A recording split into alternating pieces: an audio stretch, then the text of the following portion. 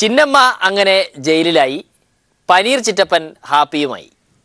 ആടി കളിച്ച് അവസാനം ജയിലിൽ പോകാതെ പറ്റില്ലെന്ന് കോടതി തന്നെ പറഞ്ഞപ്പോഴാണ് ചിന്നമ്മ പതിയെ കെട്ടും ഭാണ്ഡവും എടുത്ത് ബംഗളൂരുവിലേക്ക് തിരിച്ചത്. പോകുന്ന പോക്കിൽ നാട്ടുമക്കൾക്ക് നല്ല ഒരു ഷോ സമ്മാനിച്ചാണ് ചിന്നമ്മ ജയിൽവാസത്തിന് യാത്ര തിരിച്ചത്.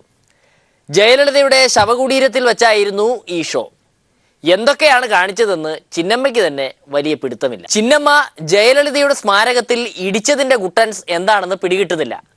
ജയ തന്നെ ഈ നിലയിലാക്കിയിട്ട് പോയതിൻ്റെ ദേഷ്യം തീർത്തതാണോ എന്നാണ് സംശയം. അതല്ലെങ്കിൽ പനീർ സെൽവത്തിനെതിരെ എന്തോ ഒരു ശപഥമെടുത്തതാവാനാണ് സാധ്യത. എന്തായാലും ചിന്നമ്മ പനീർ സെൽവത്തിന് നല്ല ഒരു പാഠപുസ്തകമാണ്. അമ്മ ബ്രാൻഡ് സ്വന്തമാക്കാൻ ഇരുവരും മത്സരം നടത്തുന്നതിനിടയിലും കൂടുതൽ നന്നായി അഭിനയം കാഴ്ചവെക്കാൻ കഴിഞ്ഞത് ചിന്നമ്മയ്ക്കാണെന്നതിൽ യാതൊരു സംശയവുമില്ല. ചിന്നമ്മ ജയിലിലായാലും ചിറ്റപ്പന് സന്തോഷിക്കാനുള്ള വക ആയിട്ടില്ല. ചിന്നമ്മ പോയാൽ പളനിസ്വാമി. അങ്ങനെ പനീർ സെൽവത്തിന് അംഗം വെട്ടാൻ വേറെയും ആളുകൾ വന്നുകൊണ്ടിരിക്കുകയാണ്. എന്നാൽ സെൽവത്തിന്റെ പബ്ലിസിറ്റിയുടെയും അത്രയും പോരാ പളനിസ്വാമിയുടേത്. Tamil Nadu facing a lot of problem. Everybody wish all entire public wishes OPS had to be CM.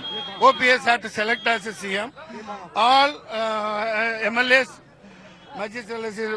assembly members had to support OPS. It is everybody's wish. MLA-മാരെ റിസോർട്ടിൽ നിന്ന് കയ്യിൽ കിട്ടിയിട്ട് വേണം സെൽവത്തിന് വീണ്ടും മുഖ്യമന്ത്രിയാവാൻ. പക്ഷേ റിസോർട്ടിൽ നിന്ന് ഒഴിഞ്ഞു പോവാൻ MLA-മാർക്ക് മടിയാണത്രേ. കുറച്ച് ദിവസമായി റിസോർട്ടിൽ സുഖിച്ച് കിടക്കുകയായിരുന്നല്ലോ. If that person being elected, Edappadi elected, it will be worse for Tamil Nadu. It will be worse for Tamil Nadu people. So on behalf of public, I came here to support OPS. ചിന്നമ്മയുടെ വിധി കേട്ട സെൽവം പടക്കം പൊട്ടിച്ചാണ് പോലും അത് ആഘോഷിച്ചത്. ചിന്നമ്മയെ മാത്രമല്ല അമ്മയെയും കോടതി കുറ്റക്കാരിയായി കണ്ടെത്തിയിരുന്നു. അങ്ങനെ വരുമ്പോൾ അമ്മയ്ക്കും ശിക്ഷ കിട്ടിയതുപോലെയാണ്. അപ്പോൾ അമ്മയുടെ തോഴനായ സെൽവം എങ്ങനെയാണത് പടക്കം പൊട്ടിച്ച് ആഘോഷിക്കുന്നത്? പോയിന്റാണ്. മൂലയിലിരിക്കുന്ന മഴുവെടുത്ത് കാലിലിടുക എന്ന് കേട്ടിട്ടില്ലേ? അതുപോലൊരു പണിയുമായി വന്നിരിക്കുകയാണ് ഒരു സാമൂഹിക ഉദ്ധാരകൻ. പേര് കമൽ സി ചാവറ. ഇന്ന് ഏറ്റവും കൂടുതൽ ഭീഷണി നേരിടുന്ന ബുദ്ധിജീവിയാണത്രേ ആള്. പക്ഷേ പറഞ്ഞിട്ട് എന്ത് കാര്യം? പോലീസുകാരുടെ വായിൽ വിരലിട്ട് കടിപ്പിക്കുന്നതാണ് കയ്യിലിരിപ്പ്. കഴിഞ്ഞ ദിവസം യൂണിവേഴ്സിറ്റി കോളേജിലെ പ്രശ്നത്തിൽ ഇടപെടാൻ വന്ന കമൽസിക്കെതിരെ ദുഷ്ടന്മാരായ പോലീസുകാർ കേസെടുത്ത് കളഞ്ഞു അത്രേ. ബാക്കി കഥ ടിയാൻ തന്നെ പറയും.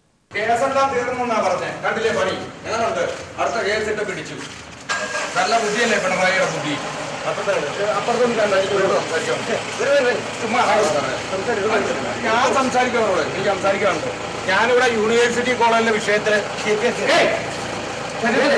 എനിക്ക് സംസാരിക്കണ്ട. ഞാൻ ഒരു വ്യക്തിയാണ് നിങ്ങളെ പോലെ. യൂണിവേഴ്സിറ്റി കോളേജിലെ പ്രശ്നത്തിൽ ഇടപെടാനായിട്ട് വന്നയാള്, മനസ്സിലായോ?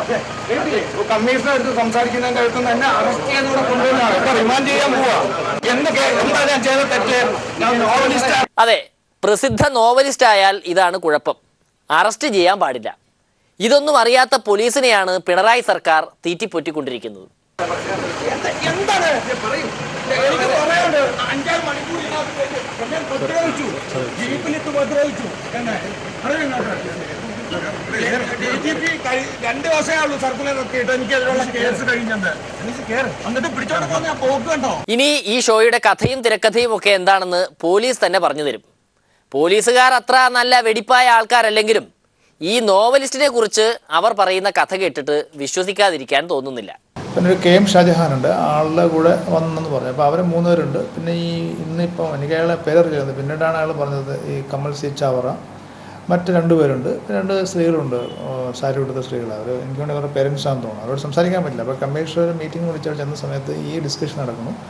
അപ്പോൾ കമ്മീഷനോട് ചോദിച്ചു ഈ എന്താണ് സംഭവം. അപ്പം പറഞ്ഞു, സാറേ ജിതേഷിൻ്റെ മൊഴി കേസ് എടുത്തു. അതിനുശേഷം പെൺകുട്ടികളുടെ മൊഴി മേടിച്ചിട്ട് നമ്മൾ സെക്ഷൻ ആൾട്ടർ ചെയ്തിട്ട് റിപ്പോർട്ട് കൊടുത്തിട്ടുണ്ട്. നോൺ വെലിബിൾ സെക്ഷനാണ് കേസെന്ന് പറഞ്ഞു. അപ്പം ഈ കമൽ സി ചാവറ കമ്മീഷണർ അടുത്ത് ഷൗട്ട് ചെയ്ത്, നിങ്ങൾ കൗണ്ടർ കേസ് എടുത്തില്ലേ, നിങ്ങൾ എന്തുകൊണ്ട് സെപ്പറേറ്റ് കേസ് എടുത്തില്ല എന്ന് സംസാരിച്ചു. അപ്പോൾ പറഞ്ഞു, ഒരു സംഭവത്തിലേക്ക് ഒരു കേസ് എടുക്കാറുള്ളൂ, അത് സുപ്രീം കോടതി ലോ ഉള്ളതാണ് എന്ന് കാര്യങ്ങൾ അവസാനിപ്പിച്ച് പറഞ്ഞു. പക്ഷേ എന്തായാലും അത് കേൾക്കാതെ കൈ ചൂണ്ടി കമ്മീഷണർ തട്ടിക്കയറി. എൻ്റെയും കൂടി ടാക്സ് കൊണ്ടാണ് നീയൊക്കെ ശമ്പളം മേടിക്കുന്നത്. ആരും സംസാരിച്ചു. അപ്പം കമ്മീഷണർ ഷാജഹാനോട് പറഞ്ഞു പ്ലീസ് ഇയാൾ ഒന്ന് കയറ്റിട്ട് സംസാരിക്കാൻ പറയാം, അല്ലെങ്കിൽ ഇയാളെ പുറത്ത് നിർത്താണ്ട് പറയാമെന്ന് പറഞ്ഞു. അപ്പോൾ ഷാജഹാനും ആ പെൺകുട്ടികൾ പറഞ്ഞു, പക്ഷേ കേട്ടില്ല. കേൾക്കാതെ പിന്നെയും വെള്ളം ഉണ്ടായിക്കൊണ്ടിരുന്നു.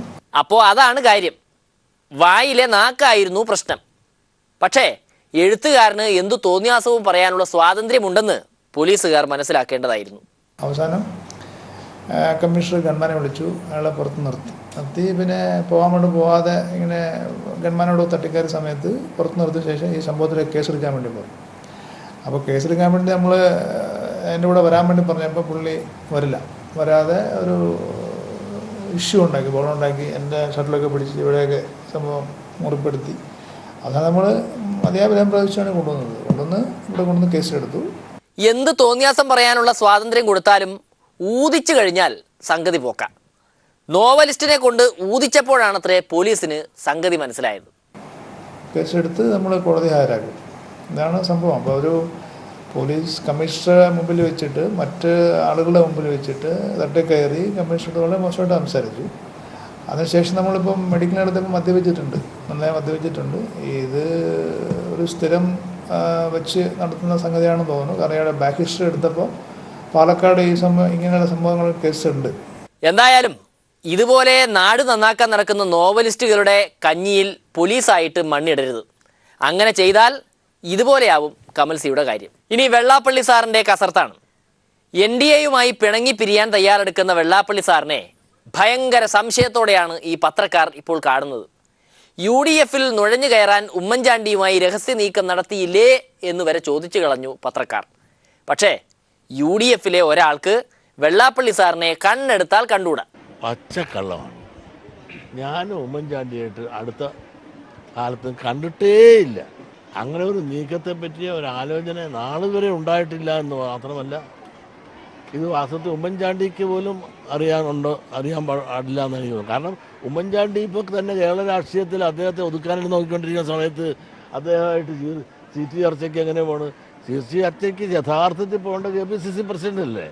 KPCC പ്രസിഡന്റ് എന്ന് പറഞ്ഞാൽ അദ്ദേഹം എന്ന് പറഞ്ഞാൽ ഞങ്ങളെ കണ്ടാൽ കൊടുവാളുമായിട്ട് നിൽക്കുകയല്ലേ?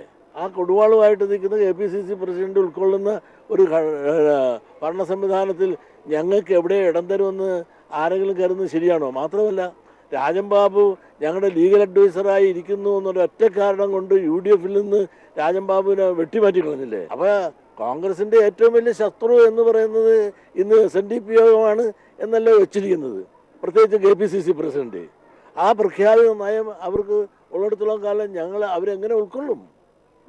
ഇന്നത്തെ KPCC പ്രസിഡന്റായി ഇരിക്കുന്നിടത്തോളം കാലം അത് അസാധ്യമാണ്. സുധീരൻജി ഉള്ളിടത്തോളം കാലം അങ്ങോട്ട് പോകില്ല എന്ന് പറയുമ്പോൾ സുധീരൻജിയെ മാറ്റണം എന്നാണല്ലോ. ആര് മാറ്റും? ഉമ്മൻചാണ്ടിയോ? എന്തൊക്കെയോ പ്ലാൻ ഇട്ടിട്ടുണ്ട് വെള്ളാപ്പള്ളി സാർ. ഏതായാലും BJPയുമായി ഉടക്കാൻ തന്നെയാണ് തീരുമാനം. കഴിഞ്ഞ പ്രാവശ്യം ശങ്കർ സാറിൻ്റെ പ്രതിമ അനാവരണത്തിൽ വന്നപ്പോൾ സെൻട്രൽ യൂണിവേഴ്സിറ്റിക്ക് ഗുരുദേവൻ്റെ നാമകരണം ചെയ്യാമെന്നും എന്നാൽ പാർലമെൻറ്റ് നടക്കുന്ന സമയമായതുകൊണ്ട് അത് ഇപ്പോൾ ചെയ്യാൻ സാധിക്കില്ല എന്നും അത് കഴിഞ്ഞ ശേഷം അത് നടത്താമെന്നും പ്രൈം മിനിസ്റ്റർ മൈക്കിന് മുമ്പിൽ പറഞ്ഞത് നിങ്ങളെല്ലാം കേട്ടതാണ്. അത് ഒരു കൊല്ലമായിട്ട് പോലും നടക്കാത്തത് കൊണ്ടുള്ള ഒരു സങ്കടവും ദുഃഖവും ഞങ്ങൾ പറഞ്ഞു. അമിത്ഷായോടും മെമ്മോറണ്ടം കൊടുത്തു, അദ്ദേഹം ഏറ്റിരുന്നതാണ്. വെള്ളാപ്പള്ളി സാർ അങ്ങനെയാണ്. ഒരു കാര്യം ആവശ്യപ്പെട്ടാൽ അപ്പോൾ നടത്തി കൊടുക്കണം. കേരളത്തിലെ സർക്കാരുകളെ കൊണ്ട് എന്തൊക്കെ നടത്തിച്ചിട്ടുണ്ടെന്ന് അറിയാമോ? ഏറ്റ കാര്യങ്ങൾ നടക്കാത്തതിലുള്ളൊരു ദുഃഖം SNDP ജനറൽ സെക്രട്ടറി എന്ന നിലയിൽ ഞങ്ങൾ ആവശ്യപ്പെട്ട ആ ഒറ്റ കാര്യം മാത്രമേ ഉള്ളൂ. ഈ സർക്കാരിന് ഒരു ഫൈനാൻഷ്യൽ കമ്മിറ്റ്മെൻറ്റ് ഉള്ളതല്ല.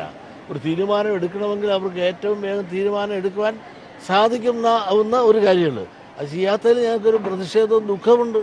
അത് പറഞ്ഞു എന്ന് മാത്രമേ ഉള്ളൂ. പക്ഷേ ആവശ്യപ്പെടുന്നതൊന്നും വെള്ളാപ്പള്ളി സാറിന് സുഖിക്കാൻ വേണ്ടിയല്ലെന്ന് നമ്മൾ മനസ്സിലാക്കണം. അത് ആ പാവം BDJSകാർക്ക് വേണ്ടിയിട്ടാണ്. ഞാനൊരു രാഷ്ട്രീയ പ്രത്യേക ഭർത്താവല്ല. ഞാൻ SNDP യോഗത്തിന് ജനറൽ സെക്രട്ടറിയാണ്. SNDP യോഗം ജനറൽ സെക്രട്ടറി എന്നതിൽ ഞങ്ങൾ ഇന്ത്യൻ പ്രധാനമന്ത്രിയോട് ആവശ്യപ്പെട്ടത് ഒരെണ്ണം നടക്കാത്തതിലുള്ള ഒരൊറ്റ ദുഃഖമേ ഞാൻ പറഞ്ഞുള്ളൂ. ബാക്കിയുള്ള കാര്യങ്ങൾ അതാത് പാർട്ടിക്കാർ അതാത് മേഖലയിൽ ചർച്ച ചെയ്ത് അവർ തീരുമാനിക്കേണ്ടതല്ല. അതാണ്, അല്ല ഞാനല്ല. BJPയെ കുറ്റം പറഞ്ഞു, UDFനെയും കുറ്റം പറഞ്ഞു. ഇത്രയൊക്കെ ആയിട്ടും വെള്ളാപ്പള്ളി സാറിൻ്റെ പോക്ക് എങ്ങോട്ടാണെന്ന് മനസ്സിലാവാത്തവരുണ്ടോ? ഉണ്ടെങ്കിൽ കേട്ടോളൂ. അല്ല, ഞങ്ങൾക്ക് LDFനെ കൊണ്ട് ഞങ്ങൾക്കൊരു കുഴപ്പമില്ല. ഞങ്ങൾ അങ്ങനെ ആരുടെയും പുറകെ പോകുന്നില്ല. നല്ലത് ആര് പറയുന്നു അതുകൊണ്ട് നല്ലതിൻ്റെ കൂടെ ഞങ്ങൾ നിൽക്കും. അല്ല, പിണറായി നല്ലൊരു കരുത്തനായ നല്ല പ്രവർത്തകനാണ്. പാർട്ടിയെ ഒറ്റക്കെട്ടായി നിർത്തിക്കൊണ്ട് അദ്ദേഹത്തിന് ഇപ്പോൾ നല്ല ഭൂരിപക്ഷത്തോട് കേരളത്തിൽ ഭരിക്കാൻ സാധിക്കുന്നു.